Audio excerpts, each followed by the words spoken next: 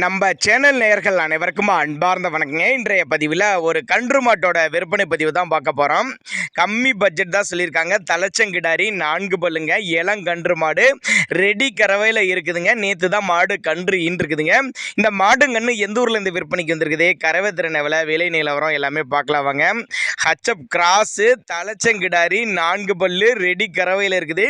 நேற்று தான் கன்று ஈன்றுக்குது, காலை கன்று தான் ஈன்றுக்குது அப்படின்னு தான் சொல்லியிருக்காங்க. மாட்டுக்கு சரி கண்ணுக்கு சரி ரெண்டுக்கும் சுழி தவறலாம் எதுவும் இல்லை. கம்மி பட்ஜெட் தான். தமிழ்நாடு பூரா டிரான்ஸ்போர்ட் வசதி உண்டு. எல்லா கிளைமேட்டுக்கு கொண்டு போன அடாப்ட் பண்ணிக்கும்.